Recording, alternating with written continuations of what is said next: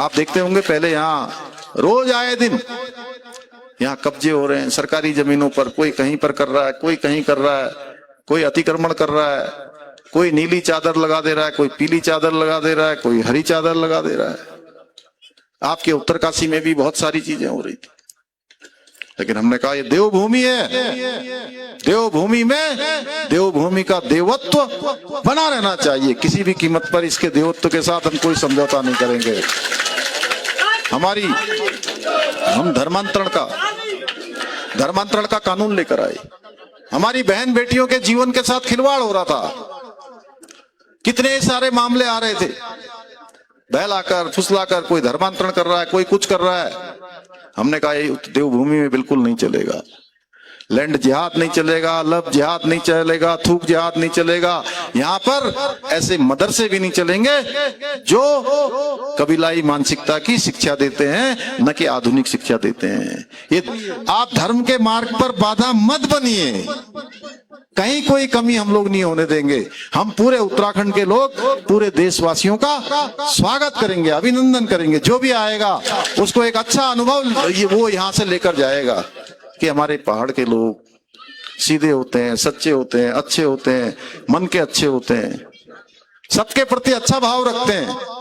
और अच्छे क्यों ना हो, वो तो देवताओं के सबसे नजदीक के लोग होते हैं। जहाँ देवता सबसे नजदीक होते हैं वो हमारी देवभूमि है। जैसे मथुरा को कहते हैं ना व्यास जी, मथुरा को कहते हैं देवनगर, और हमारे पूरे उत्तराखंड को कहते हैं देवभूमि। क्या कहते हैं? देवभूमि। तो बोलिए राधे राधे राधे। तो मैं बहुत ज्यादा न कहते हुए, काफी वैसे भी विलम्ब हो गया, मैं तो सोच रहा था कि व्यास जी के मुख से, श्री मुख से कुछ कथा का हम लोग भी श्रवण करते, लेकिन चलिए कोई नहीं, अब व्यास जी ने हम लोगों को बोलने के लिए बुला दिया। तो अब जिस तरफ मुझे लगा कि आपने कहा है तो ये भी धर्म का मार्ग है, तो धर्म के मार्ग पर कुछ बोलिए। मैं एक बार उमा जी को अपनी बहुत विनम्र श्रद्धांजलि देता हूँ कि उनके संस्कार, उनके द्वारा किए हुए कार्य, सत्कार्य उनके बच्चों को आगे बढ़ाएंगे, मनवीर जी को। और प्रधान जी ने जो मुझे कहा है बारात घर वाला, वो मुझे दे देंगे, उसको हम लोग बना देंगे। तो एक बार फिर से मनवीर जी का और सबका, आप सबका मैं बहुत धन्यवाद करता हूं और अपनी बात समाप्त करता हूं। बोलिए बात चलना। मैंने नजदीक से देखा क्योंकि ये पार्टी का काम करते थे, लेकिन इनकी मुझे एक चीज बहुत अच्छी लगी, वो अविस्मरणीय है कि वो बीमार भी थी और संघर्ष कर रही थी, लेकिन उसी दौरान केदारनाथ विधानसभा का चुनाव भी चल रहा था। आप सोचिए कि एक तरफ इस प्रकार की स्थिति हो, दूसरी तरफ लगातार पार्टी के काम को आगे बढ़ाने के काम के लिए हमारे मनवीर जी सीधे वहीं पर अगस्त मुनि में डेरा जमाकर वहां पर जमे रहे। और भी कई मोर्चों पर, जैसा आदरणीय निशंक जी ने, भाई साहब ने अभी कहा, जो भी काम इनको पार्टी ने दिया हमेशा बहुत बढ़ चढ़कर भाग लिया और उस काम को अच्छे से अच्छा बनाया। यानी कि अपनी परेशानी कितनी भी हो, कितना भी कष्ट हो, लेकिन पार्टी के लिए, समाज के लिए, लोगों के लिए मैंने देखा है मनवीर हमेशा बढ़ चढ़ कर भाग लेता है। अभी भी प्रधान जी के बारे में कह रहा था कि प्रधान जी को जो है, प्रधान जी ने एक कोई बात करी है, प्रधान जी आप मुझे दे देंगे, यहाँ कोई कुछ बनाना होगा तो उसको बाद में बना देंगे, है ना। अब आज तो भगवत बात करनी है यहाँ पर, आज तो भगवत कृपा लेनी है हम लोगों को। तो इनके ऊपर भगवत कृपा है और इनके माध्यम से हम सबको भी भगवत कृपा प्राप्त हो गई और उमा जी की आत्मा को भी जो है शांति मिलेगी। और उमा जी की आत्मा को ही नहीं, वही मैं बहुत ज्यादा तो नहीं, लेकिन जितना थोड़ा सा अल्प ज्ञान मेरा है, तो भगवत कथा का श्रवण करने से, भगवत कथा का पढ़ने से, उसको जीवन में उतारने से हमारी तो जो विवेक है, बुद्धि है, सब धर्म का मार्ग है, सन्मार्ग है, वो तो हमको मिलता ही मिलता है।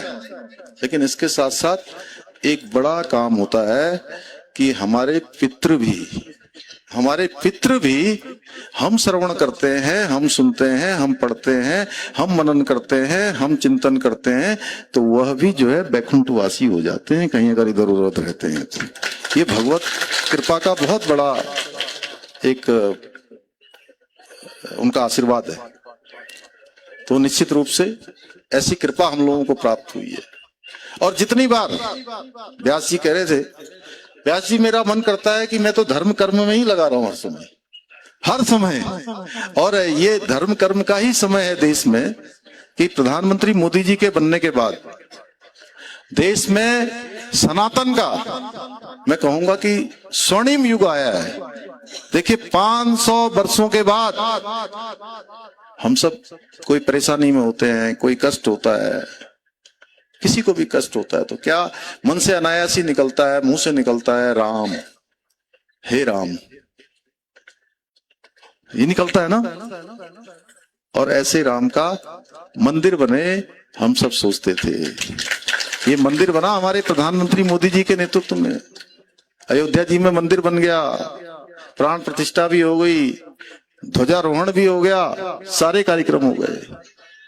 आप बनारस बाबा, ये भी वैसे काशी है, हमारी उत्तर काशी भी काशी है, यहाँ भी भगवान विश्वनाथ जी विराजमान होते हैं और वहां महादेव काशी में भी विराजमान होते हैं।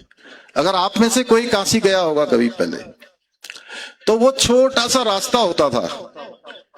अगर कोई महादेव का भक्त मां गंगा का जल लेकर अगर भगवान विश्वनाथ जी को चढ़ाना चाहता था, अर्पित करना चाहता था गंगा जी का जल लाकर, तो उसको रास्ता नहीं मिलता था, संघर्ष करना पड़ता था।